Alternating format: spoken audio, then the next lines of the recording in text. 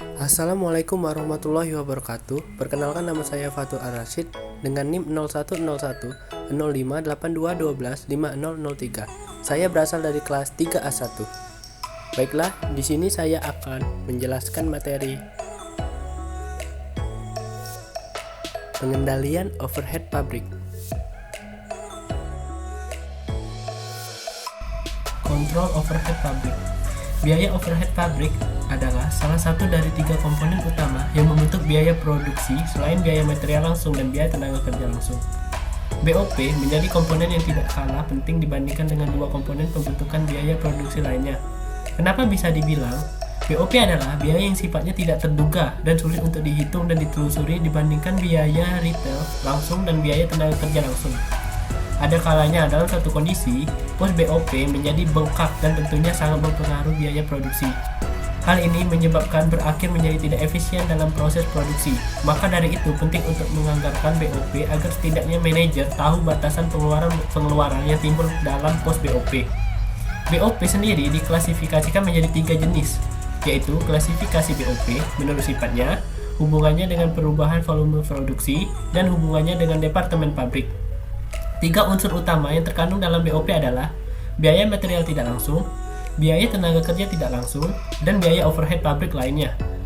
Pos BOP biasanya dimiliki oleh tiap-tiap departemen dalam suatu perusahaan manufaktur yang kemudian diakumulasikan menjadi satu akun dan dialokasikan ke dalam 5 jenis dasar pembagian BOP yang dianggarkan agar bisa mendapatkan nilai tarif BOP.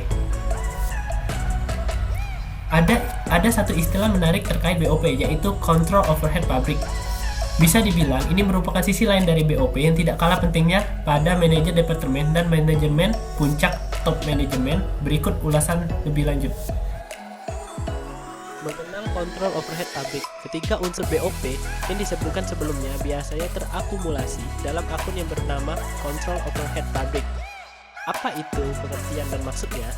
Akun ini biasanya dijadikan pegangan bagi manajemen puncak untuk mengevaluasi seberapa baik manajer tiap departemen dalam mengendalikan BOP, sehingga manajer tiap departemen dapat dimintai pertanggungjawaban atas BOP yang terjadi di tiap departemen melalui akun kontrol overhead pabrik.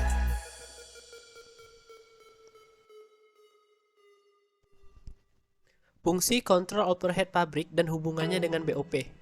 Untuk mengatasi permasalahan sulitnya menghitung BOP, pengalokasian biaya biasanya dilakukan dengan memindahkan dari akun-akun terkait seperti persediaan material, utang gaji, dan akun-akun terkait lainnya ke akun ini. Hubungan dengan biaya material tidak langsung. Sebagai contoh, perusahaan Maju Jaya pada bulan September mentransfer biaya material tidak langsung senilai 5 juta rupiah dari persediaan material ke akun kontrol overhead pabrik. Kegiatan ini dimaksudkan agar pengendalian BOP diharapkan bisa lebih efisien karena biaya material terlalu sulit atau terlalu mahal jika dibebankan secara langsung dengan membeli langsung dari supplier, misal kepada suatu proyek pabrik yang bersifat khusus. Contoh, barang yang biasa masuk ke akun biaya material tidak langsung seperti oli, baut, plastik, dan bahan-bahan serupa lainnya. Maka jurnal yang tepat untuk mencatat kegiatan tersebut adalah kontrol overhead pabrik di debit 5 juta dan persediaan material di kredit 5 juta.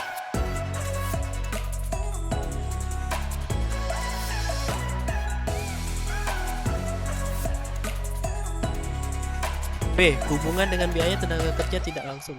Dalam kasus biaya tenaga kerja tidak langsung, kegiatan transfer biaya terjadi antara akun utang gaji dan kontrol overhead pabrik. Biaya tenaga kerja tidak langsung memang timbul di dalam proses produksi pabrik, namun tidak secara langsung terbebani pada suatu proyek pabrik yang bersifat khusus. Sebagai contoh, perusahaan Maju Jaya mencatat pembebanan biaya upah surveyor proyek pabrik khusus sebesar Rp6.700.000. Berikut jurnalnya.